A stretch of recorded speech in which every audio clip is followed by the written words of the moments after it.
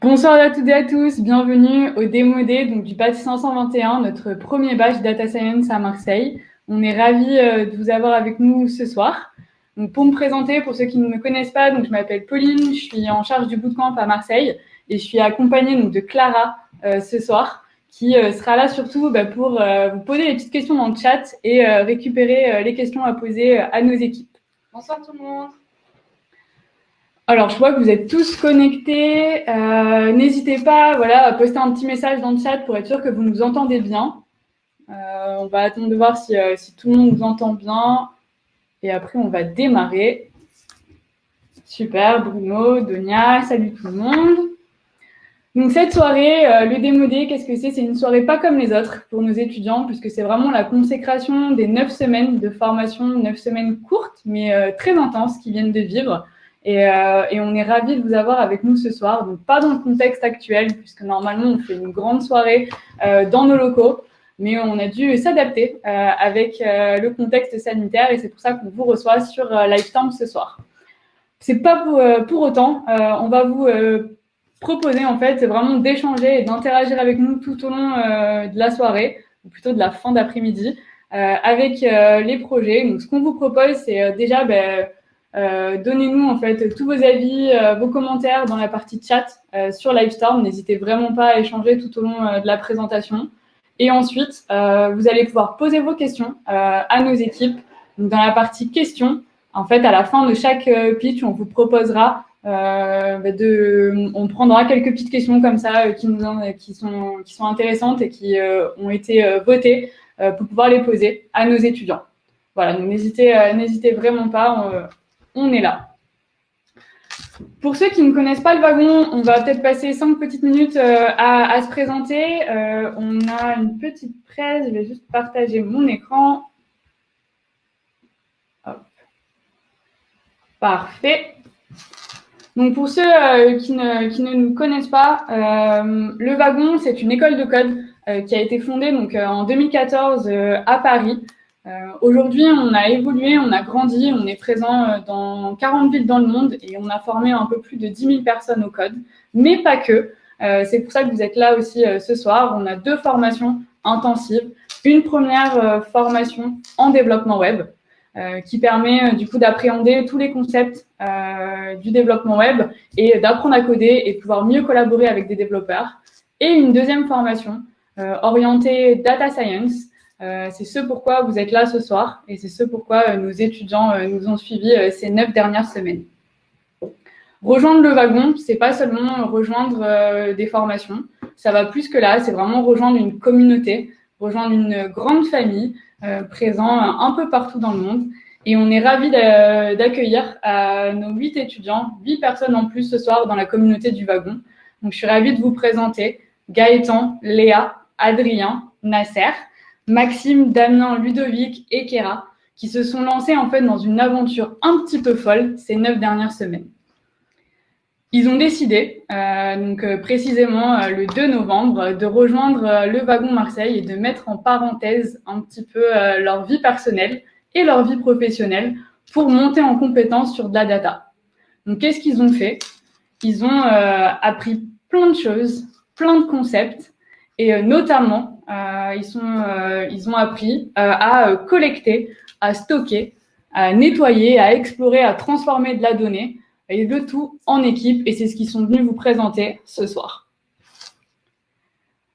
Des notions comme les bases de données, le machine learning, le deep learning, le data engineering, c'est vraiment des notions dont on entend beaucoup parler aujourd'hui, et c'est des notions clés de notre programme. Et ils ont presque, je dis bien un petit peu, presque vu plus aucun secret pour eux ce soir. C'en est tout pour le wagon et on est ravis de passer à la partie démo. Je pense que c'est la partie qui vous intéresse le plus. Donc ce soir, leur formation touche à sa fin et vous ne les voyez pas encore, mais ils sont prêts. Ils sont prêts à vous présenter les 2 projets sur lesquels ils ont travaillé durement les 10 derniers jours. Pour démarrer, je vous propose de rencontrer la première équipe pour un projet un peu spécial, puisqu'il a été fait en collaboration avec l'OM Data Lab, qui a suivi nos étudiants ces 10 derniers jours et qui les a mentorés sur une problématique data liée au football. Donc, je suis ravie d'accueillir Ludovic, Maxime, Damien et Kéra, qui vont venir vous présenter ce projet. Eh bien, bonjour à tous. Donc, effectivement, notre étude a porté sur une analyse sur les cartons jaunes de la Ligue 1. Ce qui est intéressant d'abord de parler de sport et de données, c'est cet intérêt qu'a le sport de lier à la fois la performance, la mesure des performances et le dépassement de soi, à aussi l'univers de la passion et l'émotion et tout ce que cela attise. Et quel plus beau exemple de parler du football, qui est à la fois un sport extrêmement qui génère extrêmement d'émotions et de passion auprès des supporters. Et quel plus beau aussi en parlant du club olympique de Marseille, qui illustre parfaitement cet exemple, à la fois entre le plus beau palmarès français en termes de performance, mais aussi certainement le club le plus passionné en termes de supporters. Et ce qui était intéressant, justement, c'est de pouvoir analyser cette dichotomie. Notre étude, elle porte sur donc l'analyse des cartons jaunes en Ligue 1. Elle a été mandatée avec l'OM Data, l'OM Data Lab, pardon. Et ce qui est intéressant de voir, c'est quelle est l'influence de certains paramètres sur les cartons jaunes. Quel club de Ligue 1 serait le plus impacté? On a analysé pour cela l'ensemble des matchs de la Ligue 1 entre la saison 2017 à 2021 sur tous les clubs. Donc, premier pas, pour réaliser cette étude, il faut préparer un jeu de données. Donc, le jeu de données, le challenge, c'était d'abord d'accéder à cette donnée, une donnée brute. Alors, il n'y avait pas vraiment de données disponibles sur l'ensemble des matchs de la Ligue 1. Donc, on est allé directement sur le web pour se renseigner. On a pu faire extraire des jeux de données grâce au site fbref.com. On a utilisé pour ça une méthode d'extraction de données qu'on appelle le scrapping. On a utilisé le langage Python, la librairie Beautiful Soup, pour extraire 3 modèles de rapport par match, le score des matchs, les actions défensives, et enfin les cartons jaunes et d'autres données complémentaires. Une fois la donnée extraite, on a pu avoir 240 fichiers téléchargés.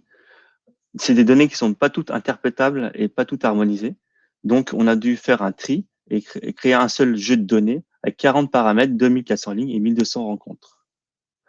Ces données brutes étant compilées, on va pouvoir passer maintenant au traitement de la donnée et donc la normalisation de ces données. Pourquoi la normalisation de la donnée? C'est pour rendre interprétables les données par des modèles prédictifs. Il faut donc les ajuster dans un même ordre de grandeur, ce qu'on appelle la normalisation. On utilise pour cela 3 modèles de normalisation, le robust scaler, le standard scaler et le min-max scaler. On peut voir ici sur votre droite le graphique qui illustre parfaitement que les données représentent une loi normale. Il faut aussi numériser ces données pour les rendre toujours aussi interprétables.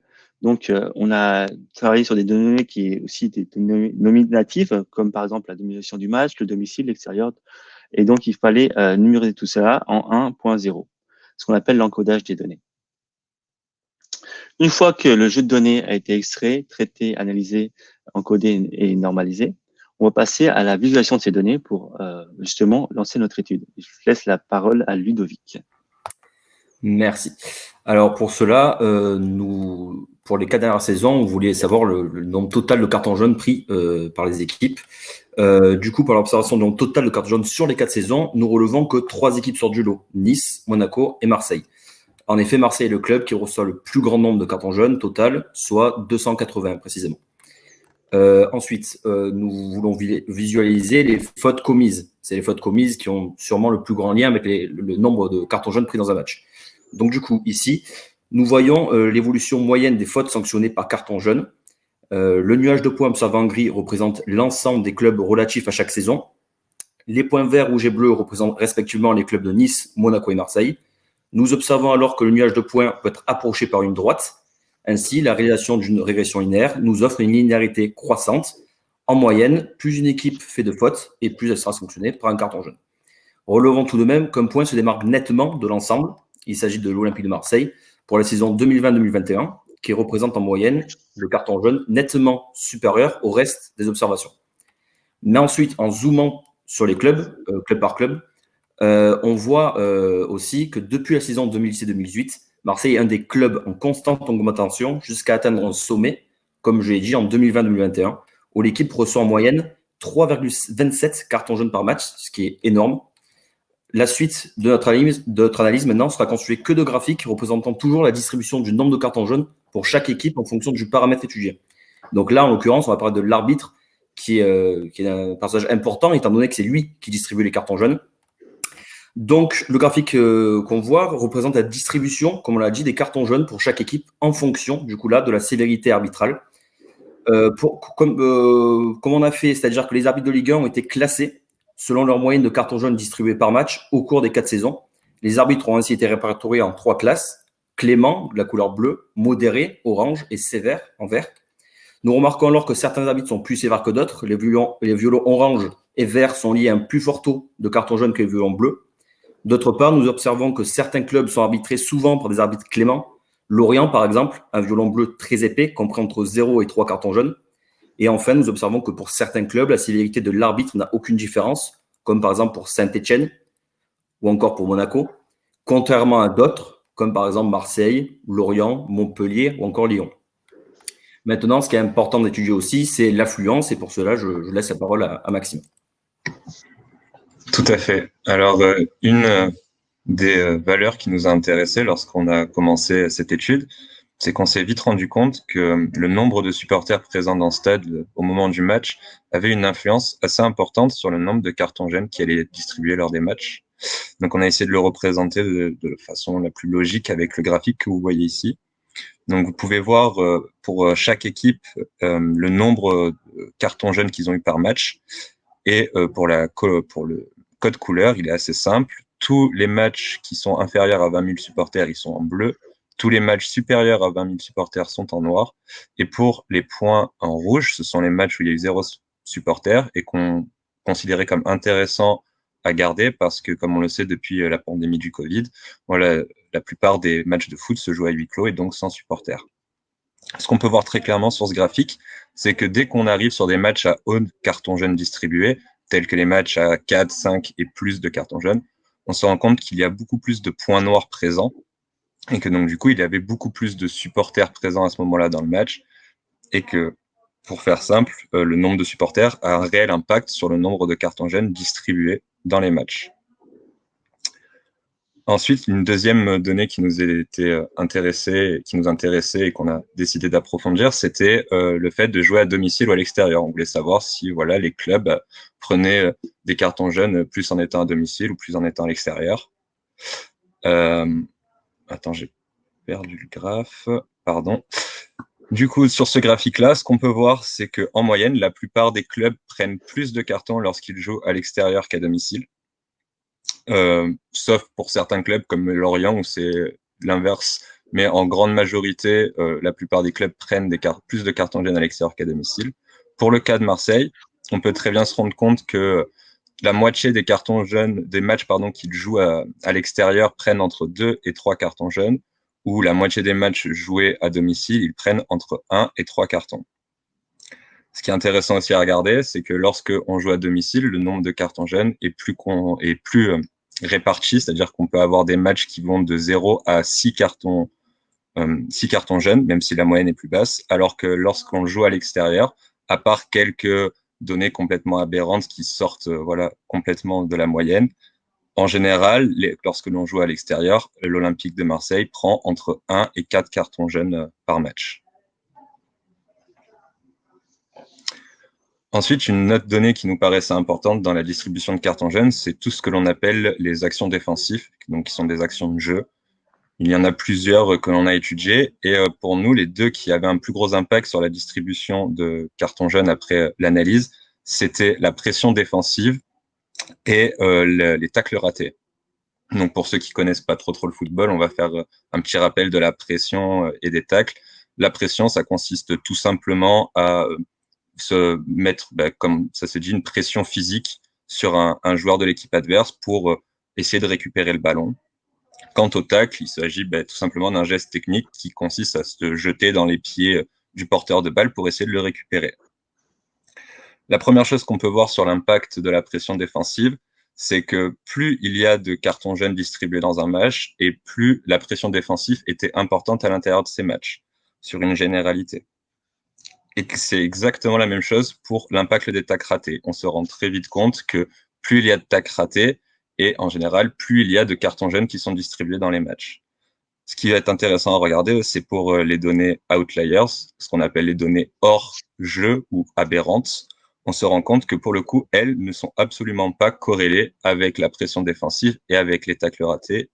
Et on peut en déduire qu'elles ne sont du coup pas corrélées à des faits de jeu, à des actions de jeu, pardon, mais plus à des faits de jeu. Pour le reste, je laisse la parole à Kira. Bonjour à tous. Comme nous l'avons évoqué précédemment, l'objectif de notre analyse a été d'étudier les différents paramètres et indicateurs qui pouvaient expliquer le nombre de cartons jaunes. Pour cela, et afin de valider l'ensemble des observations que nous vous avons apportées précédemment, nous avons testé différents modèles de machine learning. Et au travers de nos différents tests, il en est ressorti que le modèle de régression linéaire était le modèle qui approchait au mieux l'explication du nombre de cartons jaunes. Donc pour cela, nous avons utilisé la régression linéaire en prenant comme équipe référente Amiens. Nous avons pris donc l'équipe Amiens puisqu'il s'agit là d'une équipe homogène et qui ne présente pas de spécificité particulière. Donc en nous concentrant essentiellement sur les équipes, la régression linéaire nous apporte des coefficients relativement hétérogènes pour l'ensemble des équipes. Et donc pour pouvoir valider en fait la valeur donc d'un coefficient, nous avons donc procédé à un test de significativité avec un risque d'erreur de 5%. Et donc par l'élaboration donc de ce test, il en est ressorti que 3 coefficients donc étaient significatifs, c'est-à-dire que 3 équipes ressortaient liées linéairement avec le nombre de cartons jaunes, à savoir Monaco, Marseille et Nice. Donc dans l'ensemble, on observe que la valeur de coefficients sont relativement proches, notamment donc pour Monaco et Marseille. Par exemple, pour Marseille, on a une valeur de coefficient qui est de 0,35, ce qui signifie que Marseille a 0,35 fois plus de cartons jaunes que l'équipe d'Amiens. Donc selon le même principe, et toujours donc en utilisant le test de significativité avec un risque d'erreur de 5%, en se concentrant donc sur les différents indicateurs footballistiques, il en ressort que les fautes commises, la sévérité de l'arbitre, le nombre de supporters, le lieu du match, la pression en défense et les tacles ratés sont des paramètres qui sont également linéairement liés au nombre de cartons jaunes. Donc, au terme de notre analyse, on observe que nous avons donc des équipes qui sont nettement plus sanctionnées que d'autres, notamment donc Marseille, l'OM et Nice et Monaco, donc qui ressortent relativement de nos observations, et également d'autres paramètres comme par exemple les fautes commises ou encore la sévérité de l'arbitre. Donc malheureusement, on a été un petit peu limité au niveau de notre temps, donc on n'a pas pu aller plus loin dans notre démarche. Nous avons été mentorés par Datalab et on observe bien donc que l'équipe donc de Marseille est bien une équipe qui est liée par l'observation du nombre de cartons jaunes au cours d'un match. Donc on aurait alors aimé fournir à l'OM Datalab un modèle de prédiction qui lui aurait permis de prédire le nombre de cartons jaunes pour un futur match joué par l'Olympique de Marseille. Donc on n'a pas pu le faire, mais ça reste tout de même donc une démarche qui nous intéresserait par la suite. Voilà, je vous remercie. Mais n'hésitez pas à nous poser toutes vos questions aussi dans l'onglet. On en prendra une ou deux pour y répondre. Pour terminer et pour reprendre un petit peu la conclusion, Kira, tu nous as parlé en fait de modèles prédictifs et du coup, ça nous intéresserait d'en savoir un peu plus. Si vous étiez amené à le développer par la suite, à continuer cette analyse, comment vous y prendrez et quelles seront un petit peu les recommandations que vous feriez pour vous lancer dans cette prédiction? Oui, alors je vais me permettre de répondre. Du coup, on s'est rendu compte avec le jeu de données qu'on avait à l'heure actuelle que les différents modèles machine learning qu'on avait essayé ne nous donnaient pas des scores prédictifs en fait assez intéressants. On n'avait pas une prédiction assez fiable en fait pour pouvoir vous la communiquer. On a essayé d'autres possibilités qu'on n'a pas eu le temps de développer jusqu'au bout, mais par exemple, on s'est intéressé déjà sur le fait que on pourrait avoir des jeux de données plus conséquents, ça nous aiderait énormément. Et pour la prédiction aussi, c'est d'avoir des jeux de données basés sur une seule équipe. Des fois, voilà, par exemple pour l'OM, on prendrait que les matchs de l'OM sur beaucoup plus de saisons. Et là, on arriverait sans doute à avoir des bons modèles prédictifs avec voilà, des prédictions plus que fiables. Ok, super, c'est très clair. Et d'ailleurs, sur ce jeu de données, Est-ce que vous pouvez nous en dire un petit peu plus et que vous l'avez évoqué en début de présentation, mais peut-être un petit rappel. C'est quand on lance un projet data, c'est vraiment toute la base part de la donnée que vous avez récoltée. Je sais que ça a été une partie un petit peu compliquée ou en tout cas assez longue. Est-ce que vous pouvez nous détailler un petit peu ces éléments? Oui, je me permets de répondre parce que on a notamment travaillé dessus avec Maxime. Ouais, c'était un challenge vraiment très intéressant parce que pour nous, c'est une grande première. Il a fallu aller chercher soi-même l'information, donc l'extraction de contenu.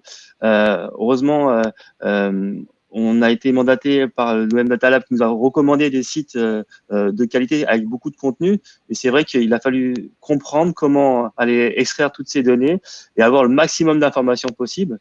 C'était chose faite parce que voilà, 40 indicateurs, 2400 lignes pour 4 saisons, il y a énormément d'informations à traiter. Donc le deuxième challenge derrière, c'est justement nettoyer, interpréter, savoir si on a assez suffisamment d'informations propres pour que nos modèles prédictifs puissent les interpréter. Donc c'était très intéressant et souvent nos professeurs nous ont expliqué que 6 à 8 fois sur 10, c'est le travail d'un tout data scientist, c'est de commencer par extraire la donnée, la nettoyer, la normaliser. Ok, super. Merci beaucoup à tous les quatre. Merci beaucoup pour le travail que vous avez fourni. Je sais que ces 10 derniers jours n'ont pas été faciles, ou en tout cas, il y a eu beaucoup de nuits courtes. Donc, merci beaucoup. On a hâte de voir la suite, de voir ce que ça va donner aussi sur ce projet. Merci à vous. Merci à tous. Merci à vous. En attendant, du coup, que le deuxième projet se prépare, je voulais vous faire un petit topo sur leur projet. Donc, ce deuxième projet s'appelle Résilience. C'est une deuxième équipe qui va traiter un sujet actuel, puisque on a tous vécu une année 2020 un peu compliquée, donc avec des aléas, des moments qui n'ont pas été simples. Et du coup, j'avais une petite question pour le groupe Résilience. Est-ce que vous connaissez le potentiel de nos villes à surmonter toutes les catastrophes majeures qui peuvent arriver? Et c'est pourquoi on va avoir Gaëtan, Nasser, Léa et Adrien qui vont venir nous présenter leur projet. N'hésitez pas à venir sur scène.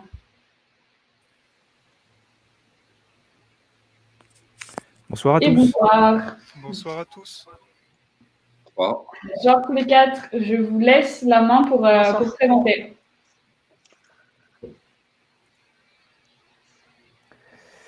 Quand vous voulez. Bonsoir à tous. Merci d'être là ce soir pour assister et voir le fruit de notre travail, donc de ce projet de 10 jours qu'on a effectué à la fin de notre bootcamp. Nous avons étudié la résilience. Mais avant de parler de ce concept et de les définir, est-ce que vous êtes prêts? Comme ces arbres qu'on peut voir sur cette photo, qui se sont adaptés à leur environnement lors de leur développement, nous devons nous adapter à notre environnement et aux perturbations qui peuvent ici devenir. En effet, comme on a pu le voir ces dernières années, et notamment avec l'année 2020, on a de plus en plus de catastrophes climatiques qui augmentent en fréquence, en intensité, et on a eu aussi la crise du Covid qui a été très importante dans l'année 2020. Donc, en termes de catastrophes climatiques, on a eu les incendies en Australie qui ont été dévastateurs, qui ont duré assez longtemps et qui ont causé des pertes économiques majeures. Nous avons aussi eu des inondations, pas très loin, notamment de Marseille, dans les Alpes-Maritimes, qui ont causé des morts. Et bien sûr, le Covid, que nous avons tous subi, qui nous a forcés à nous arrêter, à nous mettre sur pause pendant plusieurs mois, qui a causé des pertes économiques majeures, mais aussi humaines. Et donc, du coup, la question que nous nous sommes posées, c'est est-ce qu'il est possible de prédire ce potentiel d'adaptation? Mais avant de parler de ce potentiel d'adaptation, qu'est-ce que c'est que la résilience? Est-ce qu'on peut la définir? C'est un concept qui est assez difficile à définir, puisque suivant le secteur dans lequel on situe notre étude, nous allons avoir des nuances dans cette définition. La définition basique du dictionnaire, c'est la capacité d'une matière, d'un objet, à retourner à son état initial après un choc. En psychologie, c'est la capacité d'une personne à se remettre, à récupérer après un traumatisme, comme la perte d'un membre de sa famille. En informatique, ce serait la capacité d'un système à fonctionner correctement, même après une panne. Enfin, en écologie, c'est la capacité d'un écosystème, d'un groupe d'individus, d'un groupe d'espèces dans leur environnement ou d'une société, c'est-à-dire nous, à continuer à avancer, à continuer à fonctionner correctement après une crise majeure, qu'elle soit climatique ou sanitaire, comme le Covid. Donc notre question pour ce projet était, est-ce qu'il est possible de mesurer cette capacité d'adaptation et de la prédire? Cette capacité d'adaptation face à des crises climatiques, sanitaires, etc. Donc notre premier challenge a été de trouver des données qui nous permettaient d'étudier cette question grâce au data science. Pour ce faire, nous avons utilisé la plateforme Kaggle, qui est une plateforme qui permet de rendre public des jeux de données provenant de différentes sources et permettant aux data scientists d'étudier des questions sur ces secteurs. Je vais laisser Nasser prendre la parole, il va vous expliquer un peu plus en quoi consistaient ces données. Merci, Hélène. Donc, après récupération de ces données sur Kaggle et qui présentait une certaine complexité, on a décidé de choisir 100 questions et 550 villes. Ces jeux de données qui n'étaient pas simples à traiter et à exploiter, mais on est arrivé quand même à définir notre résilience à partir de 2 cibles, définies comme vulnérabilité et niveau de préparation. La première contenait 5 variables sur 3 catégories. Et la deuxième, 13 variables classifiées en 8 catégories. Après notre déroulement de travail, alors a été de faire des allers-retours entre évaluation et réglage des modèles et la préparation des data. C'était des allers-retours un peu laborieux. Et donc, entre la préparation dans et ce que je viens de dire, réglage de modèle et l'évaluation de ce modèle. Sur cette partie de préparation de données, on s'est occupé de pré-traitement des données, en fait, données manquantes qui est représentées par des NaN, et il y avait 19% à peu près, c'est l'année 2020. Puis extraction des fonctionnalités utiles, ainsi la sélection des fonctionnalités les plus pertinentes dans le but de réduire la complexité de nos jeux de données et rendre notre modèle plus rapide et plus facile à implémenter en production. D'où la modélisation ici et le réglage des modèles et l'évaluation des modèles ici pour enfin ce qu'on a conduit à avoir une production comme application. Et je laisse Léa vous détailler comment on a eu notre trame de données finale basée sur l'année 2020 et comment on a sélectionné les 10 fonctionnalités. Du coup, comme Nasser vous l'a expliqué, nous avions catégorisé les données en 2 types, en fait en 2 index, qui étaient un index de vulnérabilité et un index de niveau de préparation. Et on a étudié en fait ces 2 index-là à partir des questions qui avaient été données, qu'on a réduit déjà a posteriori, pardon, pour calculer ces index. Et en fait, on a regardé quelle était la relation entre la vulnérabilité d'une ville et le niveau de préparation d'une ville. Voilà. Du coup, sur ce graphique, vous pouvez voir en fait la dispersion des villes. Chaque point représente une ville où on met son niveau de préparation en comparaison avec son niveau de vulnérabilité. Donc, par exemple, on peut avoir des villes qui sont très bien préparées, mais aussi très vulnérables, comme la ville de Paris, qui, on le sait, est très préparée, mais a subi des attaques terroristes récemment. On peut avoir des villes aussi qui sont très bien préparées et très peu vulnérables, comme La Haye, par exemple, aux Pays-Bas. Et on a aussi des villes comme Sincelejo, en Colombie, qui est très vulnérable, mais très peu préparée. Du coup, on voit ici qu'il n'y a pas vraiment de relation linéaire directe et claire entre le fait qu'une ville soit vulnérable ou elle soit bien préparée à affronter un choc. Du coup, qu'est-ce qu'on va faire? Comment on va étudier ça? Donc, en reprenant le questionnaire, en prenant le dataset, on s'est rendu compte qu'effectivement, il y avait beaucoup trop de questions avec beaucoup trop de données manquantes. Et du coup, on s'est dit qu'il fallait peut-être qu'on réduise ça et aussi qu'on améliore les questions parce que les questions étaient très complexes et très difficiles à remplir. Et on s'est dit que ça avait sûrement déterré certaines organisations et certaines villes à remplir ce questionnaire et à faire partie de cette base de données. Du coup, on a voulu réduire le nombre de questions pour pouvoir faire une application à la fin plus simple, plus facile à utiliser et qui nous permettrait de continuer en fait dans le futur.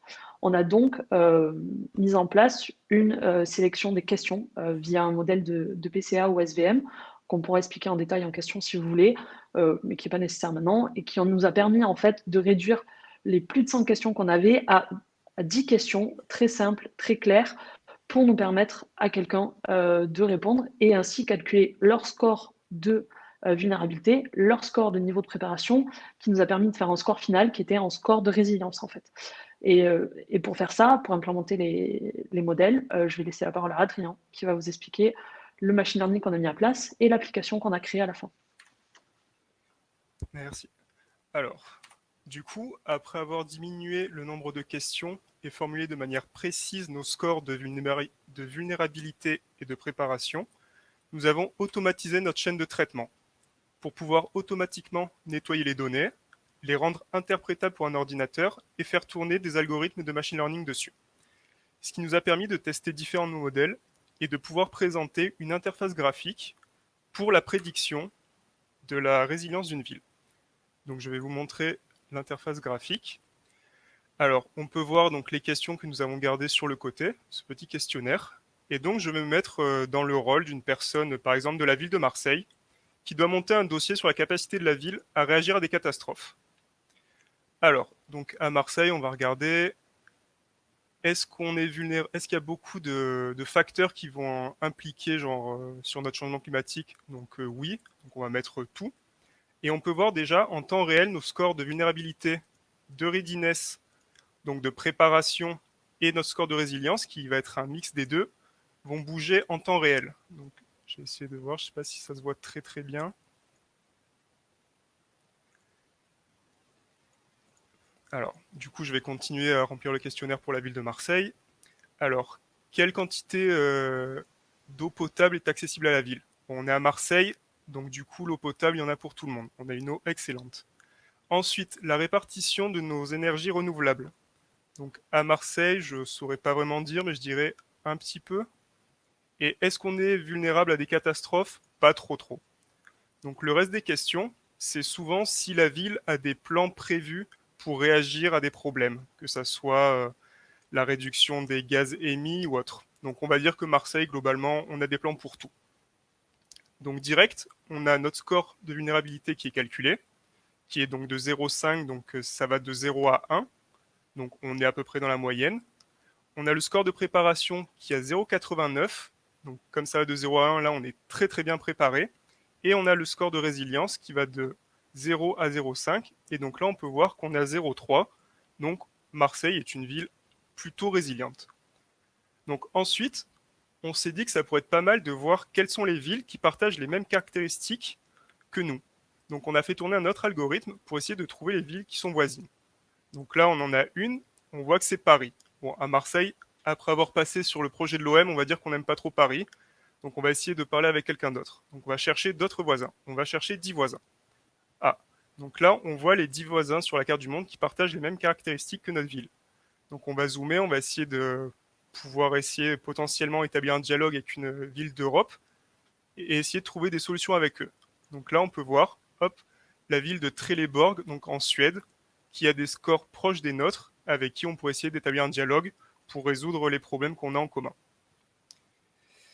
Et donc, pour finir, j'aimerais rappeler que ce projet a été fait en moins de 10 jours dans son entièreté et qu'il est encore possible d'approfondir et de voir d'autres pistes. Et finalement, je remercie toute l'équipe du Wagon pour nous avoir accompagnés tout au long de la formation et du projet. Merci à vous.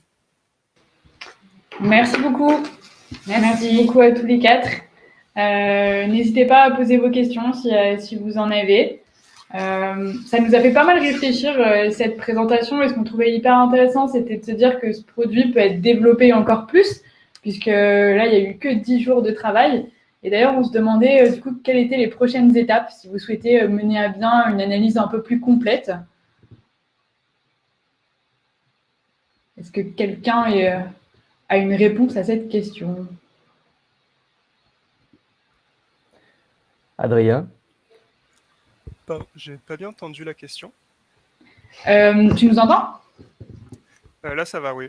Ok, très bien. Il y a peut-être eu un petit bug, pas de souci. De savoir en fait quelles seraient les prochaines étapes là, dans votre analyse, puisque là, comme tu le disais, il n'y a eu que 10 jours de travail. Je sais que vous avez potentiellement envie de continuer par la suite. Donc, est-ce que tu peux nous en dire plus? Alors oui, donc déjà, la petite application, on aurait pu essayer de la développer pour tout le monde. donc sur un site internet par exemple ou même sur téléphone, ce qui aurait permis à chaque personne de pouvoir tester, donc aller voir, jouer, voir leur ville d'après leurs prédictions à eux, est-ce qu'elle est plus ou moins résiliente. Ensuite, on aurait pu essayer d'affiner donc nos calculs sur la vulnérabilité, sur la préparation et la résilience. Donc, on aurait bien aimé pouvoir parler avec un professionnel de ce sujet. Et enfin, on aurait pu essayer d'augmenter notre base de données, de faire passer les questionnaires à plus de villes et de les forcer à répondre à toutes les questions pour avoir des résultats corrects et pas avoir des données manquantes.